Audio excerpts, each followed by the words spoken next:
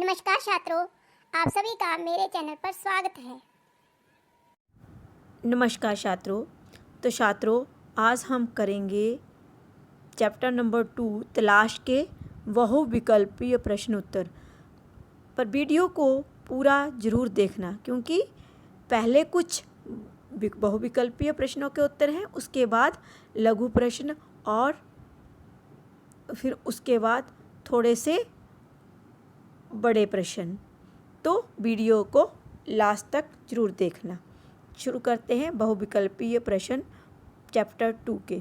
पहला प्रश्न है, मोहनजोदड़ो की सभ्यता कितने वर्ष पुरानी है? ये तो आप सब जानते होंगे, क्योंकि आपने एसएसटी में भी पढ़ा हुआ है।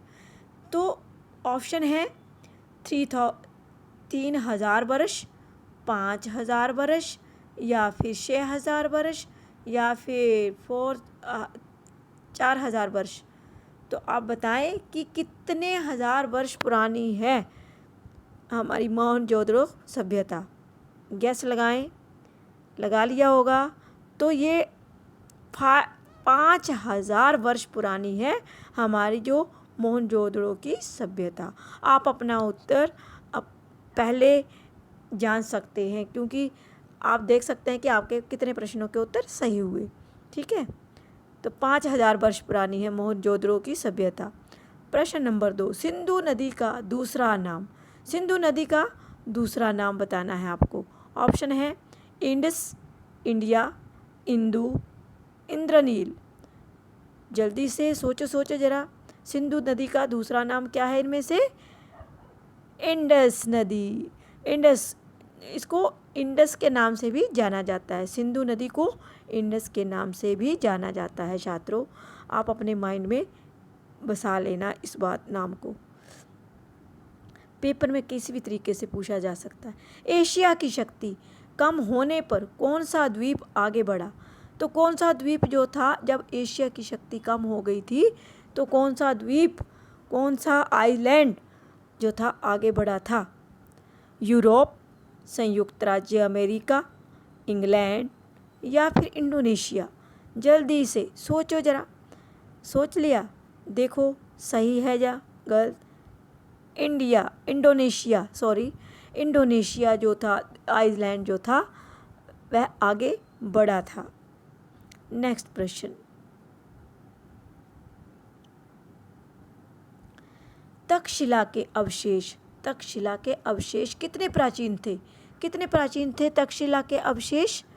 सोचो 2000 वर्ष पूर्व, 3000 वर्ष पूर्व, या 4000 वर्ष पूर्व, या 5000 वर्ष पूर्व। आपको बताना है कि कितने साल पहले के जो थे तक्षशिला के अवशेष थे, कितने पुराने थे। तो छात्रों, 2000 वर्ष पहले के अवशेष मिले थे तक्षशिला में। तक्षशिला से कितने हजार वर्ष? 2000 वर्ष पहले के। भारत का नाम किसके नाम पर पड़ा? ये भी अगर आपने पहले वाला वीडियो नहीं देखा है, जो सारांश डाला है मैंने, तो वह भी देख लेना, उसमें मैंने सब कुछ बताया हुआ है। तो भारत नाम किसके नाम पर पड़ा? राजा भारत, राजा भरत, भरतमुनि, या भारद्वाज? किसके नाम से पड़ा था भारत का भारत नाम? सोच लिया? देखो आपका आंसर सही है या गलत। राजा भरत के नाम से, राजा भरत के नाम से ही भारत का नाम भारत पड़ा। भारत कितने वर्षों से अंग्रेजों के अत्याचार झेल रहा था? कितने वर्षों से भारत जो था छात्रों अंग्रेजों के अत्याचार झेल रहा था? 100 वर्षों से, 200 वर्षों से, या 400 वर्षों से, 500 वर्षों से? इंग्लिश में भी बोल दूं क्या? हिंदी की काउंटिंग तो आती ही होगी।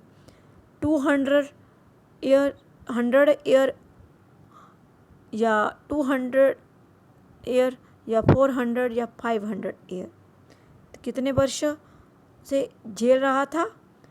100 वर्षों से भारत जो था अंग्रेजों के अत्याचार 100 वर्षों से झेल रहा था। भारतीयों की जीवन शैली कैसी थी? भारतीयों के जो जीवन का रहन सहन का तरीका था वह कैसा था? खुशहाल, अभावों व असुरक्षा से ग्रस्त, या सामान्य या उच्च कोटि की? इनमें से कौन सा सही है? जल्दी से बताओ, कैसा था भारतीय जीवन शैली, रहने सहने का तरीका कैसा था? तो छात्रों, अभावों व असुरक्षा से ग्रस्त मीन वहाँ पर कई चीज़ें नहीं मिलती थी, अभाव था उन चीज़ों का, और सिक्योरिटी नहीं थी, असुरक्षित था वहाँ भारतीयों का जीवन। ठीक है, ये थे 7 बहुविकल्पीय प्रश्न। अब 8वां, भारत का कौन सा वर्ग इस समय बदलाव की कामना करता था? कौन सा वर्ग ऐसा था जो बदलाव की इच्छा रखता था? निम्न वर्ग, मध्यम वर्ग, उच्च वर्ग या शासक वर्ग? बताना है आपको कि कौन सा वर्ग जो था वह इस समय में बदलाव की इच्छा रखता था। तो ये देखिए आंसर, मध्यम वर्ग जो था वह बदलाव की इच्छा रखता था। तो ये थे 8 MCQ मीन बहुविकल्पीय, हिंदी में बोलते हैं बहुविकल्पीय प्रश्न उत्तर। तो अब आगे करते हैं कुछ लघु प्रश्नों के उत्तर। नंबर 1, नेहरू जी ने भारत को किस नज़रिए से देखना शुरू किया और क्यों? नेहरू जी ने भारत को किस नज़र से देखा था और क्यों देखा था? नेहरू जी ने भारत को छात्रों एक आलोचक की दृष्टि से देखना शुरू किया था। आलोचक होता है जो क्रिटिसाइज करता है, आलोचना करता है। आलोचक की दृष्टि से देखना शुरू किया। वह एक ऐसे आलोचक थे जो वर्तमान को देखते थे पर अतीत के बहुत से अवशेषों को नापसंद करते थे, मीन पसंद नहीं करते थे वो पास्ट की कुछ अवशेषों को। वे ऐसा इसलिए करते थे जिससे कि वे अतीत के पसंद व नापसंद दोनों पात्रों का अवलोकन करना चाहते थे। अब नेहरू जी आलोचना इसलिए करते थे क्योंकि वह पास्ट में भी जो पसंद और नापसंद दोनों को देखना चाहते थे, वर्तमान और पास्ट को मिलाते थे। लेखक ने विदेशियों द्वारा लिखे गए भारतीय साहित्य का अध्ययन क्यों करना चाहा था? भारतीय साहित्य का अध्ययन जानते हैं उत्तर के माध्यम से। नेहरू जी ने विदेशियों द्वारा लिखे गए भारतीय साहित्य का अध्ययन करना चाहा ताकि भारत की विशेषताओं की बारीकियों का अध्ययन कर सकें कि भारत में क्या क्या विशेषताएं हैं, उनका बारीकियों से अध्ययन करना चाहते थे। लेखक कहाँ टीले पर खड़ा था? तो छात्रों, लेखक उत्तर पश्चिम में स्थित सिंधु घाटी में मोहनजोदड़ो के एक टीले पर खड़ा था। कहाँ खड़ा था? सिंधु घाटी में मोहनजोदड़ो के एक टीले पर खड़ा था। टीला होता है एक हमारे देश का नाम किसके आधार पर पड़ा? हमारे देश का जो नाम है भारत, किसके नाम पर पड़ा? सिंधु नदी के कारण इंडस भी कहा जाता है। सिंधु नदी के कारण इसको क्या कहा जाता है छात्रों? इंडस। ये नदी हिमालय पर्वत से निकलती है। इंडस नदी का नाम है और ये हिमालय पर्वत से निकलती है। भारत का नाम इंडिया या हिंदुस्तान भी इसी के आधार पर पड़ा। भारतीय संस्कृति का क्या विशेषता है? अब भारतीय संस्कृति की विशेषता बतानी है। भारतीय संस्कृति की ये विशेषता है कि प्राचीन व नई में सामंजस्य स्थापित कर पुराने को बनाए रखने से नए विचारों को आत्मसात करने का सामर्थ्य होगा। मीन भारतीय संस्कृति की ये विशेषता है कि जो पुरानी बातें हैं और नई बातों में तालमेल स्थापित करके, सामंजस्य होता है तालमेल स्थापित करके पुराने को बनाए रखना है और नए से विचारों को आगे बढ़ना है, उसकी शक्ति रखनी है, सामर्थ्य रखना है। तो शक्ति पाकर यूरोप ने क्या किया? शक्ति जब यूरोप को मिल गई तो क्या किया? शक्ति पाकर यूरोप ने पूर्व के देशों पर अधिकार करना चाहा। जब यूरोप को शक्ति मिल गई तो उसने पूर्व के देशों पर अधिकार करना चाहा। एशिया की शक्ति कम होने पर कौन सा द्वीप आगे निकला और क्यों? एशिया की शक्ति कम होने पर यूरोप ने प्रगति की।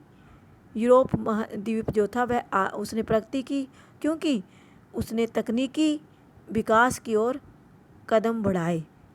यूरोप ने तकनीकी विकास की ओर कदम बढ़ाए। नेहरू जी पर भारत के इतिहास और विशाल प्राचीन साहित्य की किन बातों ने प्रभाव डाला? नेहरू जी पर किन किन बातों ने प्रभाव डाला था?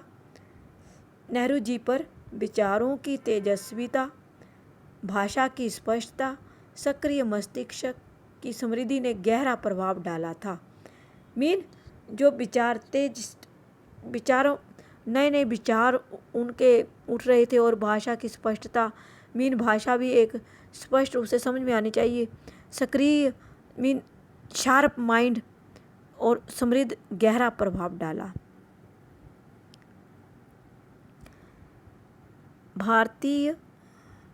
भारतीयों ने किन संकीर्ण धारणाओं को अपनाया?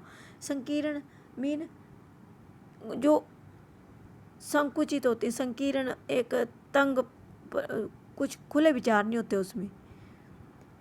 संकीर्ण गली है तंग। भारतीयों ने जिन संकीर्ण धारणाओं को अपनाया वे थे महासागरों को पार ना करना। भारतीय लोग कहते थे कि महासागरों के पार नहीं जाना है, एवं मूर्ति पूजा की ओर कदम बढ़ाना, और मूर्ति पूजा करना उन्होंने प्रारंभ कर दिया। अब नेहरू जी ने भारत की तलाश किन किन साधनों से करनी चाहिए? किन किन साधनों से उन्होंने तलाश की है नेहरू जी ने भारत की तलाश पुस्तकों, प्राचीन स्मारकों और प्राचीन सांस्कृतिक उपलब्धियों से करनी चाहिए।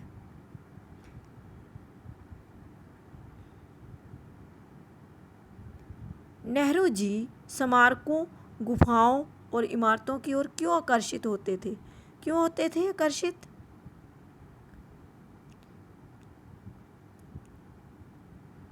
क्योंकि नेहरू जी अजंता, अलोरा, एलिफेंटा की गुफाओं, प्राचीन स्मारकों, आगरा एवं दिल्ली में बनी इमारतों की ओर इसलिए आकर्षित होते थे क्योंकि इनमें लगा एक एक पत्थर भारत के अतीत की कहानी कहता प्रतीत होता। जो भी इमारतों में एक एक पत्थर लगा है उसमें जो नक्काशी होती है उनको देखकर ऐसा लगता था कोई एक एक कहानी कहता है। ऐसी नक्काशी की गई है उन पर कि ऐसे कोई कहानी बना सकता है उनको देखकर। मानसिक सजगता की कमी ने संकीर्ण रूढ़िवादिता को किस प्रकार बढ़ावा दिया था? मानसिक सजगता की कमी ने जो भी सजग थे, माइंड जागृत थे, भारतीयों की जागरूकता की कमी के कारण साहसिक कार्यों की लालसा में कमी आती गई। भारतीयों लोग जो थे जागरूकता कम हो गई और जो साहसिक कार्यों करने की जो इच्छा थी वह कम, उसमें भी कमी आ गई। इसी परिस्थिति में भारतीयों के महासागरों को पार करने पर रोक लगाने पर बाली धारणा का जन्म हुआ। भारतीय लोग चाहते थे कि वह महासागरों के पार नहीं जाएंगे और ये संकीर्ण धारणा बन गई उनकी। इस धारणा का जन्म हो गया। इससे संकीर्ण विचारधारा को बढ़ावा मिला। क्या हुआ? संकीर्ण विचारधारा को बढ़ावा मिला। नेहरू जी ने ग्रामीण जनता और मध्यम वर्ग के बीच क्या अंतर महसूस किया? अब डिफरेंस बताना है ग्रामीण जनता और मध्यम वर्ग के बीच। लेखक को सदैव ग्रामीण जनता आकर्षित करती रही। ये ग्रामीण जनता देश से काफ़ी प्रेम करती थी। वे अभावों में गुजर बसर करते हुए भी भारत की शान समझे जाते थे। इसके विपरीत मध्यम वर्ग में लगाव कम, उत्तेजना अधिक थी।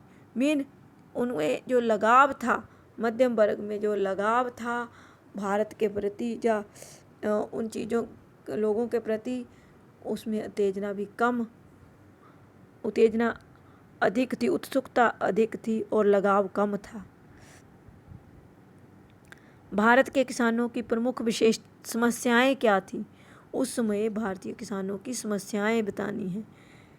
तो भारतीय अलग अलग होते हुए भी उनमें एकता एक अद्भुत कैसे?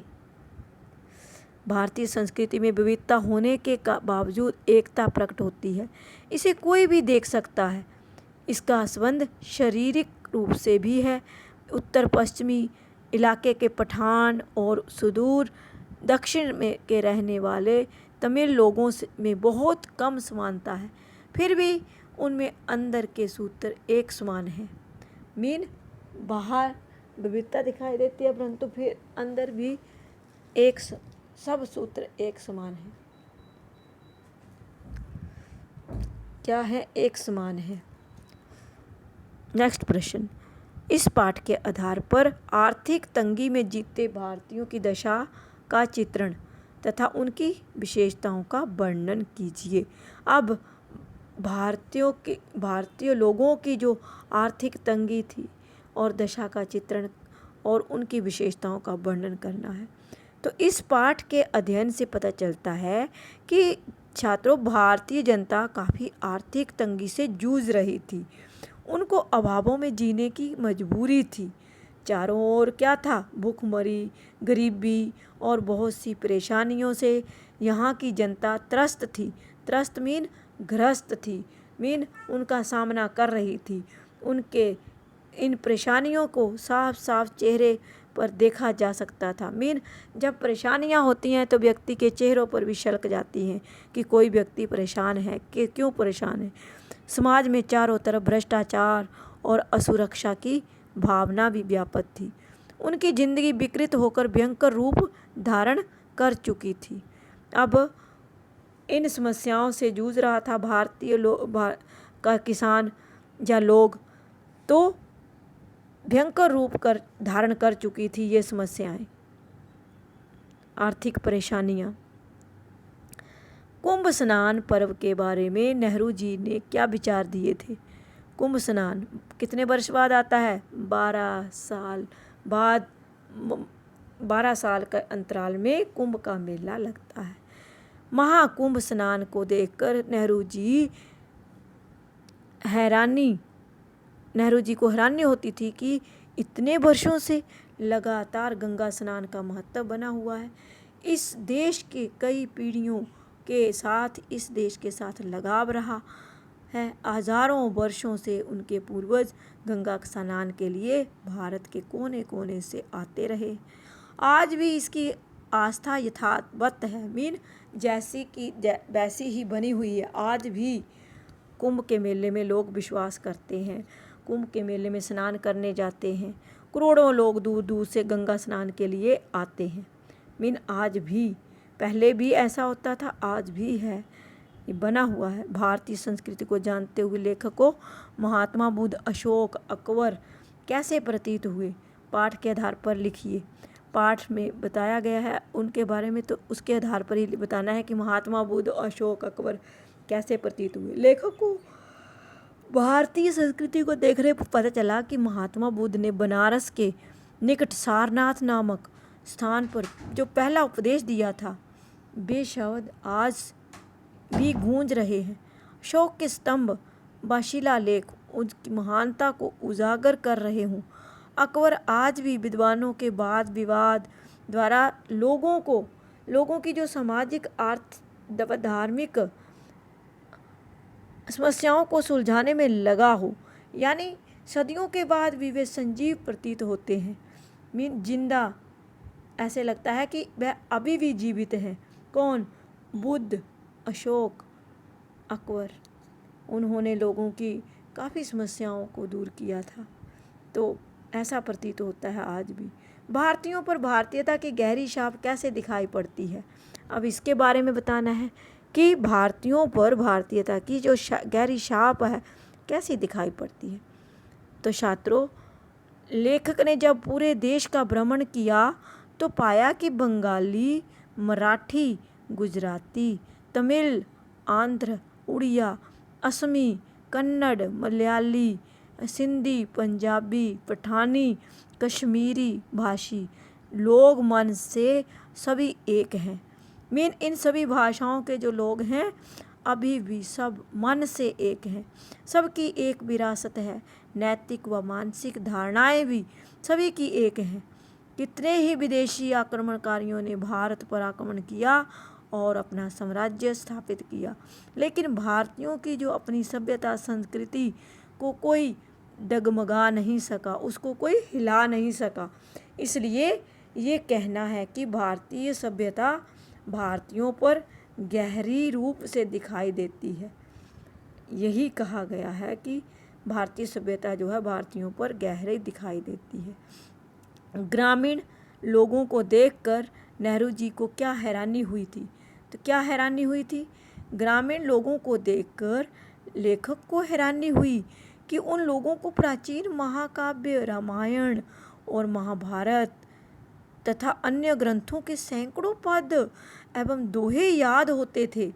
पुराने जो लोग थे उनको बहुत सारे दोहे आते थे, बिना देखे ही बोले जाते थे। अपनी बातचीत के दौरान उनके उदाहरण देना, नैतिक उपदेश देना, साहित्य बातें करना पर लेखक को इस बात की हैरानी होती थी कि अनपढ़ होते हुए भी बौद्धिक रूप से समझदार थे। जो कबीर थे, रहीम थे, ये सारे अनपढ़ थे, अनपढ़ कवि थे ये।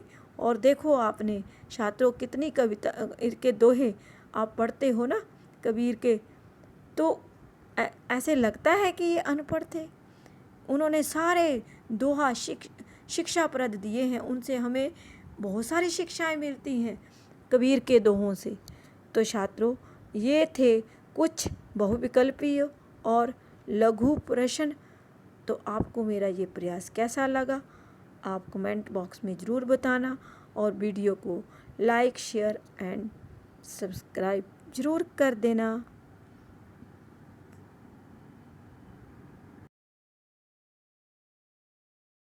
प्यारे बच्चों, जिन्होंने मेरे चैनल को अभी तक सब्सक्राइब नहीं किया है, मेरे चैनल को सब्सक्राइब कर दें ताकि आपको मेरे आने वाले वीडियो का नया नोटिफिकेशन मिल सके। लाइक और शेयर भी जरूर कर देना।